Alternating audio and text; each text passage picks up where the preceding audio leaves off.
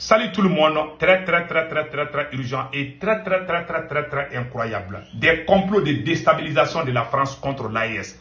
Voici le journaliste Wassim Nasser de France 24 qui vient de publier une photo des terroristes en train d'exécuter un soldat malien, des terroristes de Daesh. Voilà le monsieur, après je vais vous montrer. On a notre frère, le patriote Moussa Ashratoumane du CNT, du mouvement Salut de l'Azawad. Il est sorti répondre à Wassim Nasser. Nous remercions notre frère Moussa Ashratoumane en tant que Touareg, en tant que patriote malien. Voilà. Et fier d'être malien. Nous remercions Moussa Ashratoumane du CNT, proche du général Gamou et gouverneur de Kidal. Qu'est-ce qui s'est passé? Il a posté une photo où il dit que le Mali a envoyé un espion vers la localité où Daesh se trouve et que l'espion malien a été attrapé par les terroristes et puis exécuté. Lui-même, il a posté la photo où les terroristes sont en train d'exécuter. Et puis, pire encore, il demande indirectement ou directement un cessez-le-feu. Un cessez-le-feu entre l'armée malienne et les terroristes. Pendant que l'armée malienne est en train de gagner à Tenzawatène. Mes chers amis, je vous ai dit, le chien ne change jamais sa façon de s'asseoir. Je vous ai toujours dit. Donc, tout le monde connaît Daesh. C'est les terroristes les plus criminels. Qu'est-ce qui s'est passé? Voilà ce qu'il a écrit ici. Voilà la photo qu'il a montrée. Voilà ici. Je ne vais pas montrer la photo de l'exécution.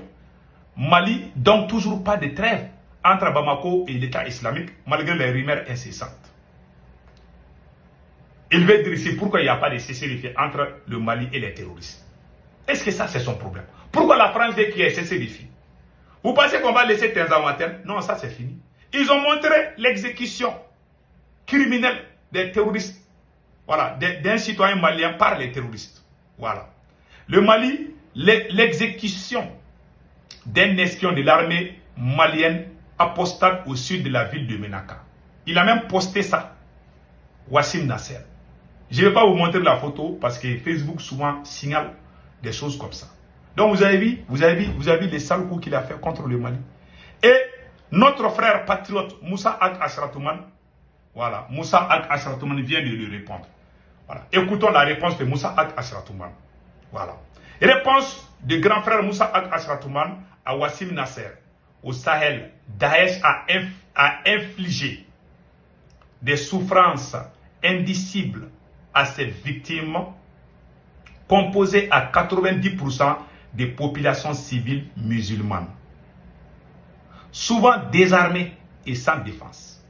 Ces terroristes ont massacré, spolié et chassé des milliers de personnes avec les régions de Menaka et Gao en tête de ces désastres sans précédent. Même les nourrissons, les bébés n'ont pas été épargnés. Comme en témoignent les tragédies survenues à Tamalat, où plusieurs dizaines d'entre eux ont péri. Il n'y a jamais eu de trêve entre Daesh et Bamako. Contrairement à certaines rumeurs malveillantes, la libération supposée d'Abu Dardar n'est qu'un mensonge de plus dans la longue liste des manipulations propagées par cette organisation criminelle. La neutralisation des chefs terroristes tels que Issa al-Saharoui, Abu Uzeifa Di Hugo, Aboul Wahab, petit frère Tchafouri, Moussa Emenela, Ikare et bien d'autres ne sauraient suffire à taire ou effacer les actes ignobles qu'ils ont commis avec la complicité de leurs alliés. Ça, c'est la France. Nous disons merci à Moussa Ashratoumane. Donc le Mali ne va jamais faire cesser de faire avec les terroristes. Voilà ce que la France cherche aujourd'hui. Puisque le Mali est sur le point de conquérir Tenzawatène, ils veulent créer d'autres... Voilà, ils veulent créer d'autres, comment on appelle là, ils veulent créer d'autres côtés pour nous mettre dans la diversion, pour nous divertir. Oh, ils veulent ouvrir un autre front. Même si vous ouvrez 100 fronts, l'armée malienne va les écraser un à un. Donc voilà, entre autres. Et voilà ce que Wassim Nasser a fait contre le Mali. Les terroristes utilisent des drones pendant les opérations criminelles. Et c'est la France qui diffuse ces informations. Et regardons ce qui s'est passé. De Niafonké, où est-ce qu'elle se trouve? Donc voilà la base de Niafonké, à côté de la RM33 et de la ville de Niafonké. Et donc, le JNIM a revendiqué la prise de la base, et cette fois, on en a la preuve. Donc, sur une première vidéo, on va voir le kamikaze du JNIM pendant l'attaque, donc le kamikaze qui, évidemment, casse les premières brèches de défense de l'armée malienne. Là, on le voit avancer à gauche, l'explosion, assez importante, filmée par un drone des djihadistes. Voilà. Donc là, les premières défenses. Filmée par un drone des djihadistes. Qui a donné ces drones aux djihadistes? Et c'est la chaîne France 24 qui diffuse comment, à travers Wassim Nasser, les terroristes font des crimes et puis ils montrent ça. Pourquoi ils montrent? C'est pour démoraliser nos troupes. Quand l'armée malienne gagne, ils ne montrent pas les victoires de l'armée malienne. Ils parlent des dividendes. Mais quand ces terroristes font des crimes, des vrais crimes, ils montrent ça. C'est une façon de dire aux Maliens, attention, ces gens-là, ils ont toujours la force. C'est une façon de nous. On a compris votre jeu, oui. Maintenant, reculons un peu, je vais vous montrer ça. Voilà. Avancer à gauche, l'explosion, assez importante, filmée par un drone des djihadistes. Donc là, les premières défenses de la base sont cassées. Puis on va avoir une vidéo de l'intérieur de la base où on voit les djihadistes eux-mêmes en train de filmer. Où on voit les djihadistes eux-mêmes en train de filmer. Quelle honte. Quelle honte. C'est la plus grande honte du siècle. Les djihadistes eux-mêmes en train de filmer. C'est lui seul qui a la vidéo. Je n'ai vu ça nulle part. J'ai fait la recherche. Je suis allé dans les sites des terroristes. J'ai cherché, je n'ai pas vu. Ce monsieur-là, il est au courant. Même quand les terroristes se réveillent là, il connaît l'heure où les terroristes se réveillent. Il connaît où se trouvent les terroristes. Il a même fait l'interview avec des chefs terroristes. Le voilà ici. Et il dort en France là-bas.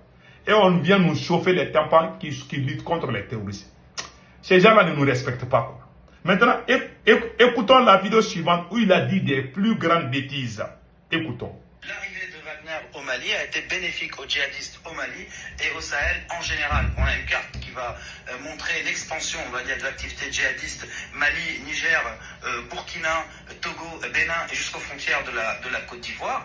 Parce que le fait est que depuis le retrait des forces françaises, ça ne veut pas dire qu'avant c'était mieux, mais le retrait des forces françaises a permis aux djihadistes d'avoir une zone d'exclusion aérienne au-dessus du Mali. Ça ne fait pas d'intervention d'aéronefs français, pas d'intervention de forces spéciales au sol, et donc de fait une plus grande facilité à se réunir et à conduire des attaques complexes et à bivouaquer à 20 km du lieu de l'attaque, ce qui était impossible avant.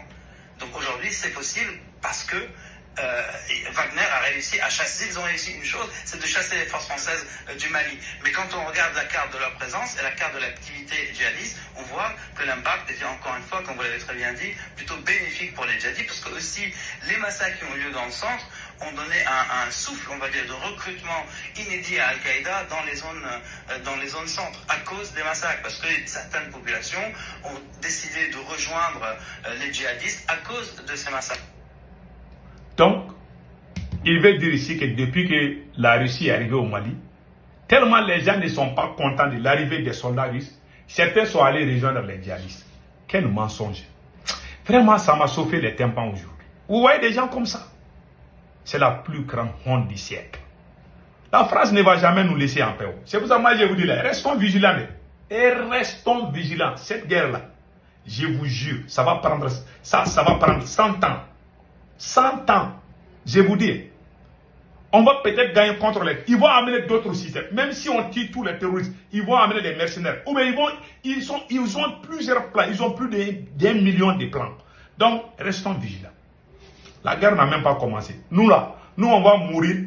Nos enfants vont prendre les relais. Et aussi, après leur mort, nos petits-enfants vont venir. Cette guerre, on doit préparer psychologiquement les populations de l'AES, je répète, préparons-nous psychologiquement pour que, au cas où nous ne sommes pas là, les relèves là, ceux qui vont venir après nous là, il faut qu'ils soient capables de combattre ces terroristes.